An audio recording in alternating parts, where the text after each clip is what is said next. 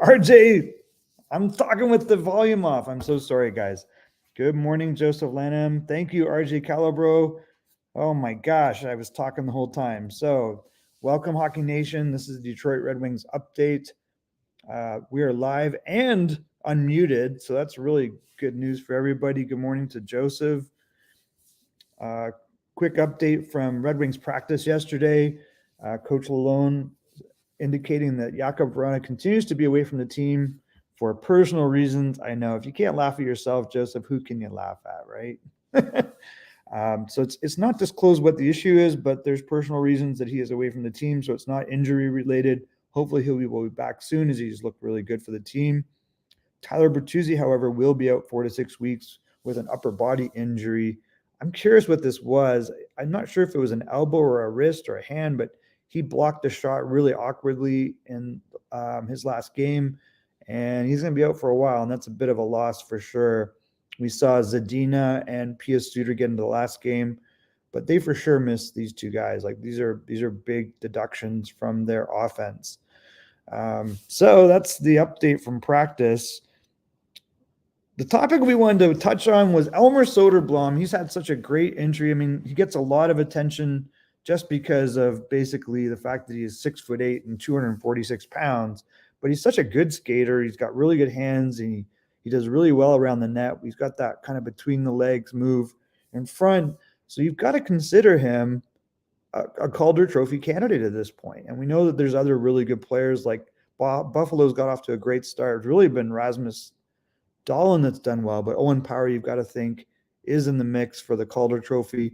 We know last year that Moritz Seider won the Calder Trophy. Could Detroit have, win 2 in a row with Elmer Soderblom winning the Calder this year? So that's a big topic. I think there's a really good case for it. If you look around the league, yes, there are other rookies, but so far he has solidified a position in Detroit on the third line with Michael Rasmussen, who looks like he's going to have a very good year. And then Oscar Sundqvist, who's the NHL veteran, Stanley Cup champion from St. Louis, now in Detroit. And this is just a big this is just a big line, like 6'8", 6'6", and 6'3", and they all have good skill. I mean, Rasmussen looks great. So Soderblom, if he's picking up 16 to 18 minutes a game, having the offensive success that he's had early, he's on pace right now for like 20 plus goals very early, 3 games into the season. But you've got to think that this is maybe someone to keep an eye on that could conceivably win Rookie of the Year. So that's pretty exciting news if you're a Detroit Red Wings fan. And I think this is a great story around the league, seeing such an interesting player. Joseph says Buffalo always gets off to a good start, then is downhill afterwards. That's interesting. I wasn't aware of that. I will have to check into if that's the case. They just signed Granato to a long-term contract in Buffalo. They've got Rasmus Dahlin looks great. He's got 3 goals already in the season, and they've got a little bit more depth offensively. And I like the defensive twin situation there with 2 first overall picks and Power and Dahlin. I mean, that's really impressive. Will Casey Middlestad be able to contribute the way you need him to of 2 years ago? We'll see. Yarmo, good morning to Yarmo. I don't have any great sound effects for you guys like Coach Frenchie. I should probably figure that out. But Yarmo is our good friend from Finland, so we're excited to have you. What do you think about the Swede here? Does he have an opportunity to win the Calder Trophy? And I think, it's very early, obviously, but it'll be interesting to see how his season progresses and if he is indeed one of the final candidates for Rookie of the Year. And last year we had 2 great rookies with Lucas Raymond and then Moritz Seider, who actually ended up winning it. Raymond basically, kind of had a tail end of the season that knocked him out of contention, with some other rookies jumping up into the candidacy, including Zegras and Michael Bunting and some other players. But you got to think that Soderblom's in that mix. Bad news for Florida with Montour out and Ekblad's long term. That is crazy. So not great for Florida. Ekblad I don't know. You just can't get a break here with this guy. He's such an elite type of defenseman, but I don't know. It's going to be interesting to see what's going to happen in Florida. We thought that they would kind of take a step back. They've looked decent so far, but it's pretty tough when your number 1, your number 4 defensemen are gone. I don't know what you do there. Not sure, but somehow Sweden comes very big players. They tend to be tall, right? Like and big frame, and this guy's like an exception to that. It was kind of cool seeing his parents in the stands, and I think his brother's in the Chicago Blackhawks organization as a goalie. So they got 2 guys, and I think they've got a daughter that's playing basketball in NCAA. So that obviously they're, a big family, but big sports family, which is exciting. And this is a great addition. For this to be a 6th round pick, like a lot of teams are kicking themselves they didn't grab this. This harkens back to the olden days Detroit Red Wings and basically where they would get guys in late rounds that everybody overlooked and they end up becoming big contributors. Like Johan Franz on the Mule had a great career in Detroit, winning Stanley Cups, dominating the front of the net, just being generally stubborn and annoying. And he was like the last pick in the NHL draft, wasn't he? So I remember Soderblom from Sweden League had a monster year, and he did. I think he had 21 goals last year. And if you see him on the ice, he's 6'8", but he skates very well. He uses his reach very well to recover pucks, and he's a pain on the forecheck and the back check. Like he's very difficult when you think you're away from him, and then this giant stick comes around and pulls the puck off your stick and disrupts the play. And they've been really effective in that way. So I think that whole line, and to have him at 21 as a rookie, he looks like, he does not look lost at all. He looks like he fits right in. He's not like a physically dominating guy in that sense of like he's not beating people up, but when he gets the puck, he protects it very well. He's good in the corners. He's good in front of the net. He's getting to get some power play time. Like goalies cannot see around a 6'8", 246-pound man, and he's able to, tip pucks, and he's got really good hands in front, and he's got that little between the legs move that he scores on sometimes. So it's really interesting. And you are correct. I agree with you, Armo. Detroit has a new blueprint. The Yzer plan seems to be, number 1, Lalonde has mirrored the stay on the right side of the puck plan of the Tampa Bay Lightning. And he's trying to make it so that, number 1, they never quit in a game. We saw that in the last game. Even though they lost, they were down quite a bit, and they never quit. And number 2, they don't beat themselves. They try to stay on the right side of the puck. They put pressure on pucks a lot more. Like it's a lot more pressure coming in on the entries into the Detroit zone. And when they lose the puck, they're on top of the puck carrier in the neutral zone a lot quicker. And so I think these are all good things. And having big bodies on defense and forward, they're taking up a lot more space. So they're a lot more in the play. So you can see, like, even though they're quick, I wouldn't say they're small and fast like in the past. They are now big and quick. That's probably the best way to describe it. Tortorella and Philly, amazing start. We are going to talk about the teams that are struggling and are surprised. So I think you might see Philadelphia in that mix. Thanks to everyone that's joined. If you haven't, hit like and subscribe on this video and share it, and maybe get some more people in the chat. Appreciate Yarmo, Joseph, and RJ commenting.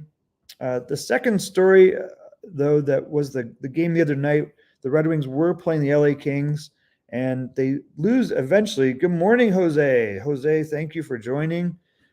Glad that you commented as well. Let me know if you guys have any questions or any comments, and I'll include those on the screen. So the Red Wings played the LA Kings the other night, and a couple of interesting storylines here. One, it was a back and forth seesaw game. It looked like it was a battle right throughout. And I don't know if Husso played his best. 4 likes. There we go. We could use 40. And comment, this is just an aside, guys. Like, would you rather see a shorter morning update on Red Wings, like 10, 12 minutes, or do you like these live formats? And maybe we do a little bit of both. I think Coach and I were talking about this and trying to decide. Coach Frenchie wasn't able to join. He's editing some other videos for you guys. So we'll have him on probably later in the week. Or, but I think we might mix this up, have 1 or 2 lives a week, and then, either 1 or 2 short video updates on a particular topic. So let us know in the comments what you prefer. I know it's nice when we do lives and you guys are able to comment. So I do like that aspect of it. So I don't think they'll totally go away for us. All right. So this game ends up 5-4 in overtime. Detroit pulled out an extra point. They were down going into the third period, and they clawed their way back. but the Kings scored the eventual overtime winner. This was a big night for a couple players. One, Adam Erne gets his first of the year from Pius Suter, who this was his first game of the season, and Olli Mata. And Mata's been contributing not just defensively, like really good minutes, but also offensively. And I think he's a great addition as a number 4 in this team, paired with Filip Hronek, who also looks re-energized. And maybe, keep your fingers crossed this is a plus season for Vrana, because that's the only negative thing about him is he's had a career minus so far. Gabe Vilardi gets his 3rd goal of the year. And if you watch last night against Nashville, Gabe Vilardi scored again his 4th goal. So Gabe Vilardi, I've been pulling for him. We know he started his NHL career with back injuries coming out of the OHL in Kingston and Windsor. And he really had a hard time staying healthy, and he was out for at least a good year. And now, you saw last year, I thought he had a very good training camp. I was at that training camp and then didn't really stick around during the year. So I'm glad to see him having early success. I think it'll continue. It seems like they're going to play him on the wing more, with Kopitar, with Dano down the middle, having Gabe Vilardi on the wing, and he's got really good hands. He's a big guy. He seems to be able to score in different ways. Last night, or in the Detroit game, we saw he rifled the shot from a high circle, and there was no chance for the goalie on that. He's got a quick, hard shot. And then last night you saw he tipped a puck really nice between Saro's legs. So this is a really good story for LA if he continues to score. Assists from Ix Alafalo and Drew Doughty. Adrian Kempe having another great start, 4 goals already. So this is great news for LA Kings fans. Kevin Fiala gets his 3rd assist and Kopitar's 5th. They said that I think 14 out of the last 16 years, Kopitar has led the team in scoring. That's a pretty good legacy. David Perron gets another goal here, so his 2nd of the season from Kubalik, who's been a good story himself, and Olli Mata.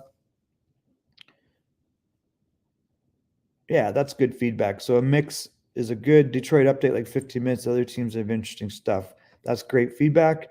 And I agree, Jose, Detroit has improved a lot. We see 2 key players that are out right now, Bertuzzi and Vrana. So I think those are going to hurt them, but they do have some good players to fill in, like Zadina and Pius Suter. Filip Dano then gets on the board in the 2nd. So this is his 1st of the year. Keep that name in mind. We were just commenting on our Monday video. Pierre was like, oh, Dano hasn't scored yet, but never fear. He scored here and made this a 3-2 game at that point in the 2nd for the LA Kings over Detroit. David Perron gets on the board again with his 3rd. He's just going to be this is going to be the great addition for the money they paid for Perron and the term and how good he is. This is an amazing offseason addition by Detroit. I just love it. I think this is going to work out very well. And then before I mentioned, Anze Kopitar makes it 4-3. So you can see it's going back and forth. The Perron goal, by the way, was a power play goal. So that's good news because they were kind of struggling on their power play up to this point. Kevin Fiala gets his 4th assist on the Kopitar goal. Kempe gets his 2nd. And then from, I don't know what you're going to call this 3rd line, the giant line, which is Sundqvist, Rasmussen, and Soderblom. Oscar Sundqvist, actually playing with Kubalik and Perron, gets his 1st of the year to tie the game up at 4-4 at 19-19 and send it into overtime on Monday. Yeah, Kopitar is from Slovenia, not a hockey country. That is true. And if you go back, I remember when he was drafted, it's crazy. Like, I remember seeing him, and the Kings were not that great. And if you know the Kings, they run these summer scrimmages, and this is how long ago it was. There was 2 guys on the ice that were really good, and I was like, wow, that Kopitar guy. I was talking to Nelson Emerson at El Segundo at the Toyota Center, and I'm like, wow, Nelson, that guy is like really good. He's going to be really good. It's like, oh no, he's going to the AHL. He's 18. Like, never mind. That guy made the NHL, and he was the best player in Detroit that year. Did he win Rookie of the Year? He might have. And then the other guy who was in the ice was in this Bad Boys Forever green jersey. I'm like, he was like 6'3", 6'4", and I'm like, who's that other guy? Because he is the absolute best guy in the ice. Go, yeah, that's Evgeny Malkin, but don't tell anyone. Because Malkin at the time they tried to grab his passport in Russia and not let him leave, but he got out and he went dark before he signed his contract with Pittsburgh. And his agent, I believe, is Pat Brisson, who's in LA. And so he was skating on the ice in a Jerry Bruckheimer jersey. If you know Bruckheimer, every Friday, he owns a rink on his property, and every Friday they would skate. So he had the Bad Boys from Jerry Bruckheimer uniform. And now we know Jerry Bruckheimer's a owner of the Seattle Kraken. So interesting tie-in there. All right, then we get into overtime, and Phillip Danault. Don't worry, Phillip Danault not scoring. He scored his second goal of the game, second goal of the season, and wins it in overtime. Kind of a heartbreak for Detroit, who kept clawing back, but a great game overall for Detroit to get a point out of this. They never quit. They're playing a team that, again, won last night against Nashville, and LA is going to be real good, guys. Like, that's a really good team as well. We got to hope that Vrana comes back. We know Bertuzzi's out for a while, but I think getting Vrana back in this lineup will really, really help them.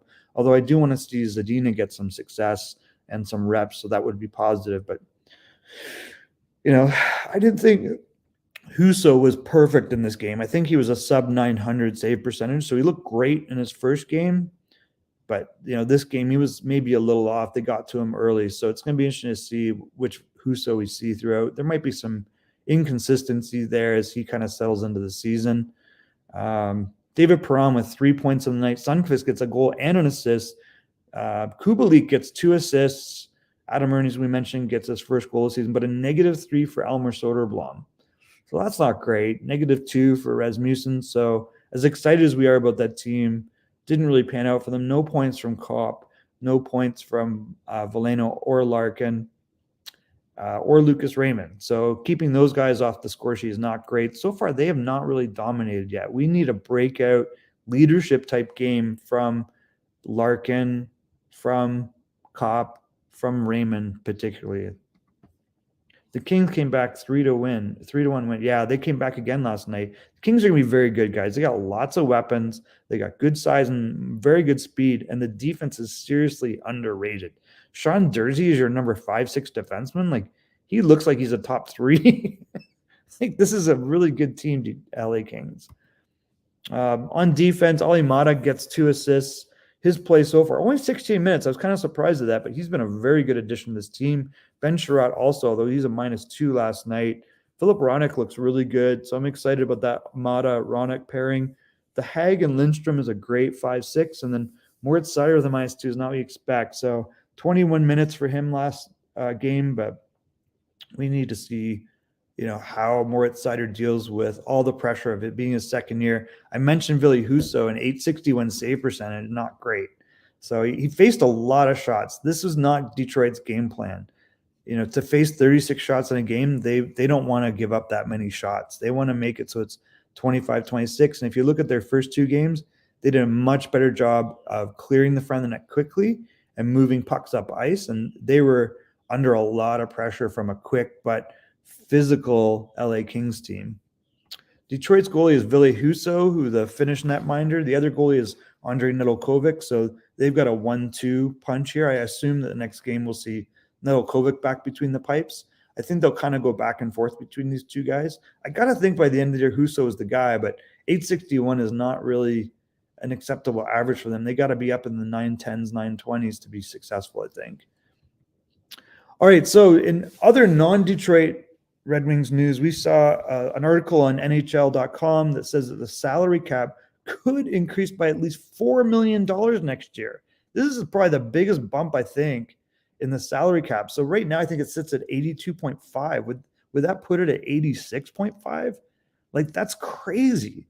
And that probably bakes in, like, renewed attendance for games, TV revenues, but more the ESPN deal, I'm sure, is helping for that number. That's great news for teams like the Minnesota Wild, who are stuck in cap hell. It always helps teams like Toronto, who are always stuck in cap purgatory. So this could help a lot of teams, and I think it's just going to make the stronger teams stronger, as they'll be able to pick up an extra player that can really impact their top 6 or their top 4 on D. Kuznetsov, only 1 game suspension. Yeah, I saw that as well. So I didn't see the play. I guess I can't show the play anyway, but you're right. So Evgeny Kuznetsov of the Washington Capitals gets 1 game. Good morning to Kelly. Thank you for joining. Appreciate you jumping on here. And then again, Jose saying hi to Kelly. That's great. So this is interesting news. If the salary cap jumps by $4 million in the offseason, we could have a very interesting offseason. I think you're going to see, again, the top end teams that are bumped up against the cap. The Toronto Maple Leafs, Carolina might have some of that.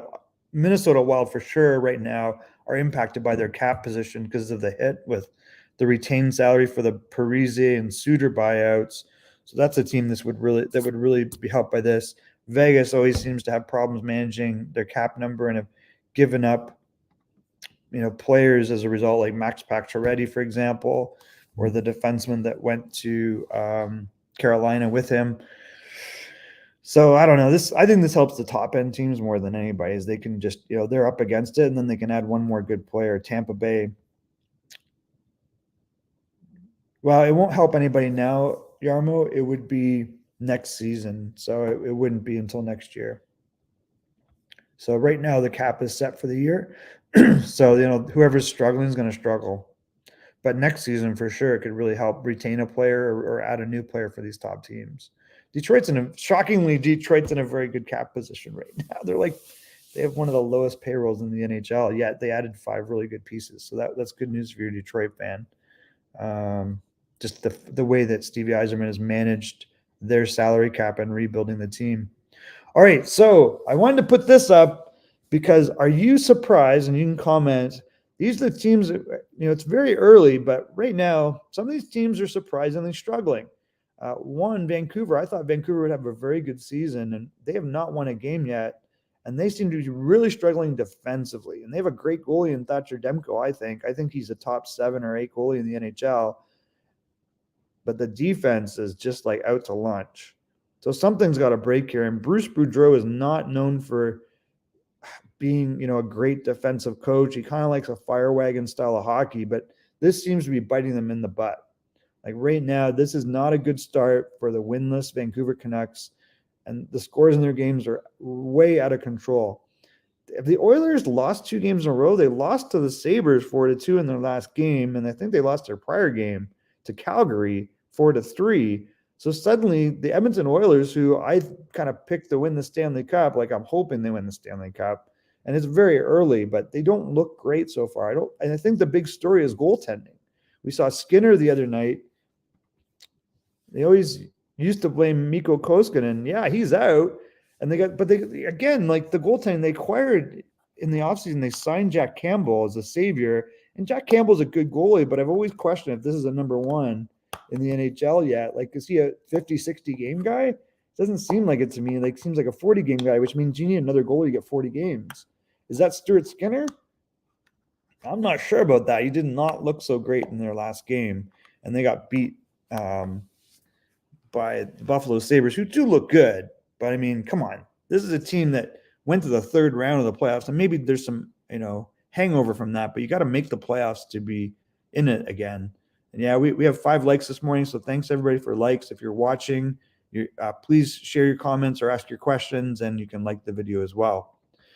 Another team struggling, and this is also related to goaltending. We're already seeing the decision to go with their tandem, bite them, which is the Toronto Maple Leafs.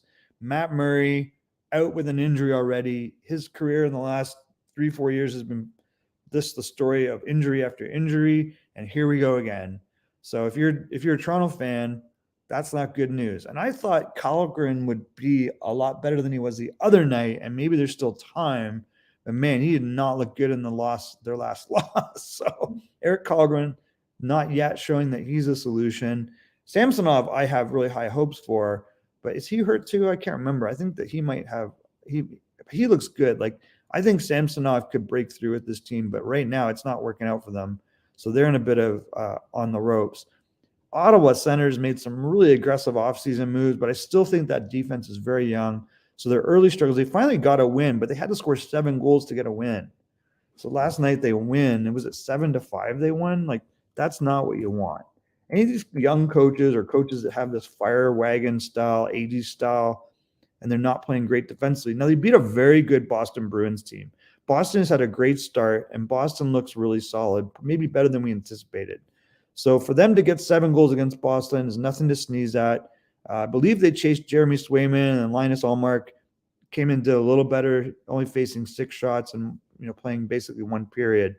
But you got to think that they've got to figure out how to tighten up a little bit back there. Like, .853 save percentage for Anton Forsberg in last night's game, 34 shots against. They've got to get this number down. But if you look at the defense in Ottawa, Thomas Chabot, Jake Sanderson is a rookie, and he's playing 20 minutes a game, and he was a +1. So I think that's good news for them. But drop off with Eric Brandstrom, Hamonic was a +2 strangely, and Zub was a +3, but then Nick Holden was a -1 and Brandstrom. But you got to think it's crazy. Like you've got Zub playing 24 minutes a game. So I do not mind him as a defenseman. I don't think he's a 24-minute a game guy. Yeah, they do have scoring power for sure, and they did win over Boston. So I think that is good news. There's a lot of offense there. But it's funny, like if you look at the score sheet, Claude Giroux doing very well early. DeBrincat gets an assist, but he did not score last night. Brady Tkachuk is the leader of this team. Stützle gets his first assist. Drake Batherson scores his first, so that's good news for them. And then Stützle gets his second assist, and Tkachuk his first. Patrice Bergeron. I didn't know this guy was going to play this year, but here he is. Gets his third goal already. So that's a big part of it. And Krejci gets his second goal. So very good news for Boston overall, although the outcome not what they want. AJ Greer, like this is a guy who was in Colorado and for Boston. And, you know, I should put them on the next slide. I think we can talk about them. But Boston looking really good. AJ Greer gets his third goal in that game. So I don't know, it was a crazy game. Stützle got his first goal. Nick Foligno gets his second. Pasternak got his third. And then Zub wins it for them. Well, I guess technically, yeah. He got kind of the insurance goal, I guess, Zub at that point. So I don't know. It's interesting. Maybe he's better than I'm giving him credit for, Zub. Samsonov in Toronto will be number 1. I don't doubt that. I think that's just reality because you don't have anyone else. They're probably regretting this Matt Murray move. Ottawa can be the most high-scoring team this year if you add all the goals. Maybe. That's not out of the question. They have depth, they have speed, they have some really high-end talent. It's interesting. They get 7 goals, and DeBrincat doesn't get a goal. That's kind of weird, isn't it? But that Stützle Tkachuk line is it. They've got a lot of other weapons there with Norris. Pinto scored. This is going to be interesting. Good morning, Ears Tap. Thank you for joining. Appreciate you coming up in the morning. I know you work in the mornings. So Ottawa has struggled. They got their first win last night. You got to think, we've talked about this before, DJ Smith is on the hot seat. Nashville's kind of struggled out of the gate. So that's unexpected. Although Cody Glass got a goal last night, which I thought was really good, but that was kind of, you know, the end of the fanfare for Nashville. They were no match for the LA Kings in the end, who came back and won. So are you surprised about any of these teams struggling? Do you disagree that any of them are struggling? Is there anyone that we missed that you would please comment if you think there's any other teams that are struggling? Surprises. Are you surprised by the success of the Buffalo Sabres so far? They've looked pretty good. The Philadelphia Flyers under John Tortorella, 3-0. I kind of expected that he would come in, put some accountability in that dressing room. They got talent. They got size. They got, you know, Travis Konechny's really done very well so far. And I think he's put in some discipline defensively. And this is only going to help Carter Hart, who I don't think was their problem last year overall. Yeah, you want more, but there's only so much you can do in the NHL. Like if you don't have great defense in front of you, you're going to be in trouble. I don't know about all this talk about that. Lunch break, but had to listen. Thanks, Intertap. We appreciate you joining. Anyone feel sorry for Vancouver? I don't know. This is self-inflicted, I feel like. Minnesota is struggling. You are correct. And I think this is, we were talking before about how next year the salary cap is going to go up by $4 million. They could use that $4 million right now. Now, I think the problem is Ryan Hartman, if you're going into the season, I think Ryan Hartman was a one-time thing for them as their number 1 center. He got a lot of goals playing with Kaprizov. That's great. And maybe Marco Rossi's not ready for that role yet. Boldy looks really good, but he's not a centerman. You know, he's a winger in my opinion. Keep him on the wing. So now you're relying on Rossi and Eriksson Ek and Hartman as your 1, 2, 3, which should be okay. But I just don't think Hartman's going to be your number 1 center. That doesn't work. And I think Rossi eventually will be, but you know, he's a rookie. So you can't really count on that. How sustainable is what the Flyers are doing? I think it's very sustainable if they stay healthy. I mean, if they're blocking shots the way they're blocking shots, playing aggressive on pucks when they don't have it, and they've got structure in their defensive zone. I mean,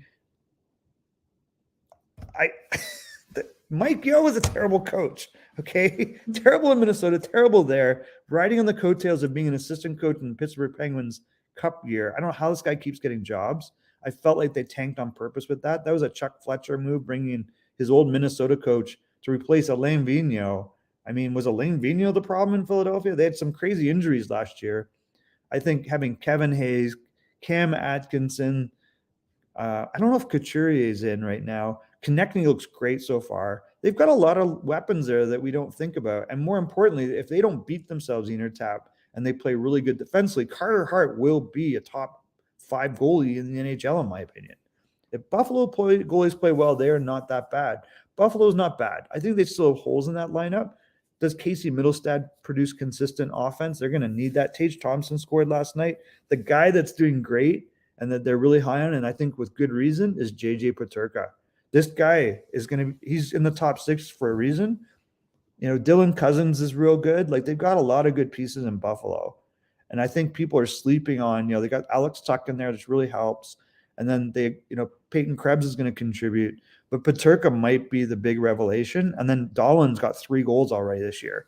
And so you're right. If they can continue to get decent goaltending, they're going to be competitive. Will they make the playoffs? I don't know about that. Good morning, Greg Jean. Thank you for joining.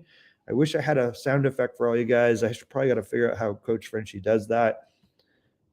Big mistake to let Talbot and Deloria go. Maybe. In Minnesota, you're saying? So Talbot's where? Is he in? Wait, I get confused about Cam Talbot leaves Minnesota, right? And he's in Ottawa. So that's, I mean, Fleury looks like, man, is this over? Or will he be able to recover? I mean, the guy's not young. So Minnesota's got some problems. I get so confused where Talbot's been. Was Talbot? I'm so confused.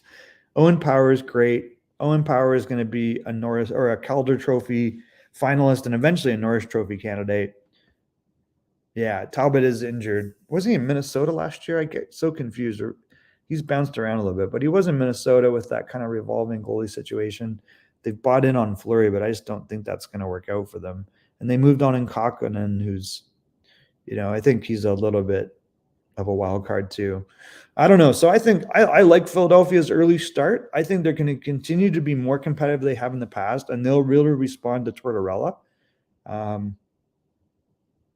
As long as they stay healthy, they could be very, very good because they've got some good defensemen. I love Provorov. I don't love Ristolainen, but maybe under Tortorella, he's better. You've got to love their forward group. It's they've got some really good players up there. If they get Joel Farabee back in any time and he can contribute offensively, that's going to really help them. And you love Couturier. I don't know, is Couturier out right now? I can't remember. I know he had an injury. Is he not sitting out? Or is he back? Let's see. Check on that. For some reason I thought he was out. Yeah, he hasn't played yet, so I think he's still out. That's not great. I'm really impressed with the balance of Detroit's top 3 lines. Their 4th line is also very effective. Big Robin, I agree. I think the one thing in Detroit is there's depth now.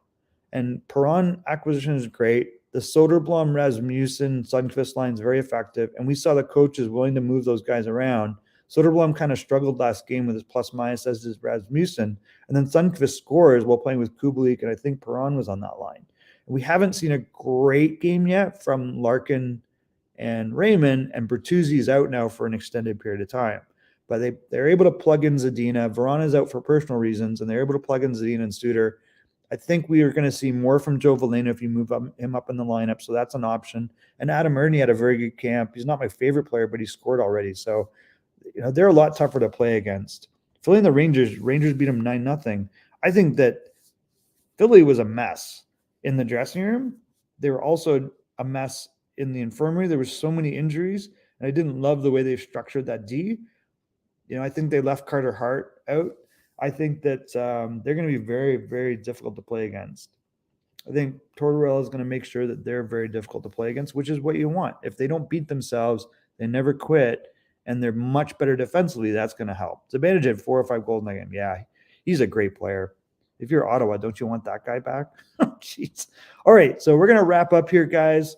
The next game for the Detroit Red Wings is Friday versus Chicago Blackhawks. Chicago won their last game 5-2. Don't be fooled by that. That was against the San Jose Sharks. I think the San Jose Sharks are going to really struggle this year. Chicago's, they still got Taves, they still got Kane, but they're definitely depleted. But I think you're not going to have Bertuzzi and you're not going to have Vrana in this game. So that kind of hurts. But there are a lot of weapons to Enertap's point. Good morning, Vinny. Thanks for joining.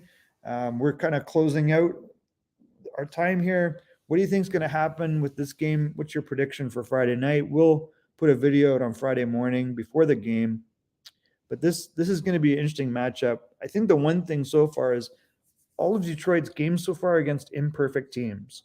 And if they're big and they have the scoring depth that they do, I think they're going to be very competitive this year, more so than last year. And I think the big emphasis from the coach is, just be calm, be on the right side of the puck, and don't beat yourself, and give yourself an opportunity to claw back in every game. There's a lot of the Tampa Bay Lightning system in this team now. There's a lot of size. They're quick. They have some speed. They got lots of goal scoring.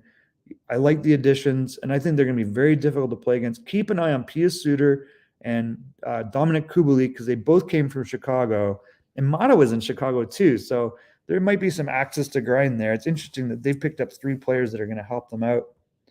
Good morning to everybody. Jose, Vinny, Yarmo for joining us, and thanks for all the comments.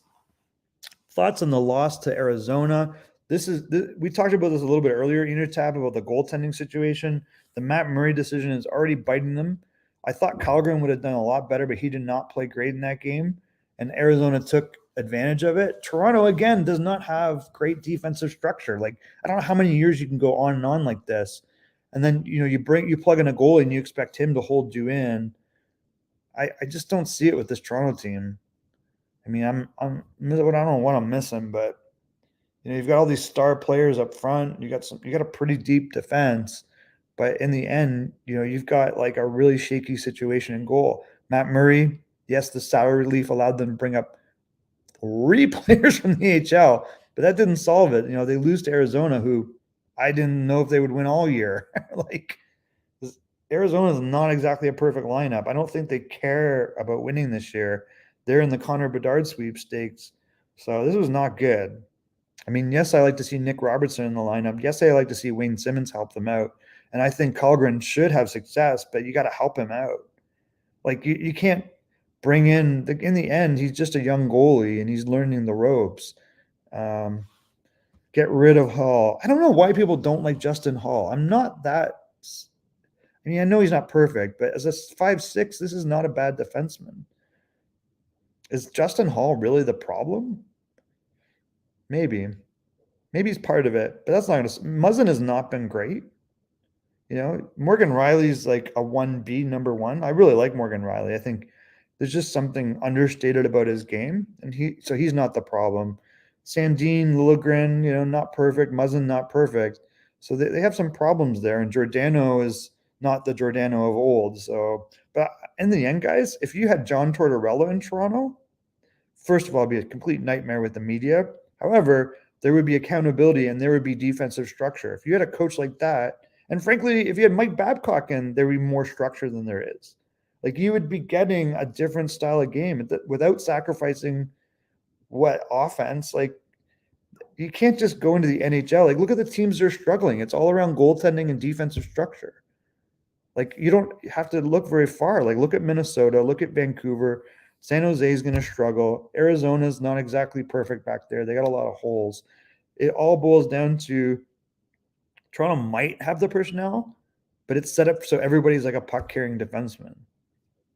And then we criticize the only guy that, isn't really a puck-carrying defenseman is Justin Hall. Like, I don't know. I think it's more than this. 2 of the goals were his fault. I don't disagree with that. But I think, again, this boils down to I have to go back and look at them.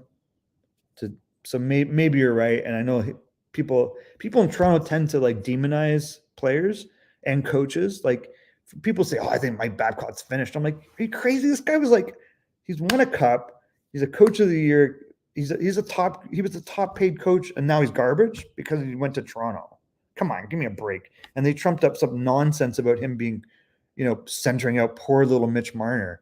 Mitch Marner makes $11 million a year, $10 million a year. He can take being centered out and being held accountable by a coach without Steve Simmons, who hopefully is done, grinding an axe against Mike Babcock and burying this guy. I always thought it was the worst thing that Mike Babcock went to Toronto, by the way. And this guy's got to get back in the NHL. He's better than like 70% of the coaches in the NHL. Maybe, he's the top coach. Let's be honest. Anyways, I think that Toronto's structure does not help a Justin Holl. I bet you could put Holl on a 5-6 on another team, and you'd be like very happy. He's a big body defenseman. He can shoot the puck. He's not a horrible skater, and he makes decent passes out, but they're not love. Hello, Alan Barsness. Thank you for joining. All right, we're going to wrap up here. So the next game for the Red Wings on Friday night, Detroit versus Chicago Blackhawks. Who do you have in this game? I assume that Nedeljkovic will start between the pipes after a so-so outing from Ville Husso. We know Vrana and Bertuzzi are both out, so that probably means Suter and Zadina are in. Who do you got? Who do you think will win? I think it's going to be Detroit, but I think this will be a lot tougher the game than we think. Luke Richardson has put some structure, speaking of structure, in to Chicago. I think he's doing a really good job in a really tough circumstance. And he's got two veteran guys he can lean on. They lost a lot with, I don't love the Alex DeBrincat deal for them, but maybe they're going after this Connor Bedard scenario and trying to reduce salary. And we know that at some point, Kane and maybe Taves will be moved by the end of the year. So this is a team definitely in transition. So much controversy last year. I'm going to pick Detroit in a 3-2 win. It's going to be that close. I don't know. We'll find out. Hopefully Nedeljkovic has a real good game and they get some more structure in their game. But I think Detroit's just still, even without Vrana, without Bertuzzi, they're still going to be a little bit much for the Chicago Blackhawks to handle just that depth that Enard talked about. We will see on Friday night. We will see you tonight on Hockey Nation Live. Thank you, everyone, for joining. Please don't forget to hit the likes and subscribes, and we will look forward to our next Detroit Red Wings update on Friday morning.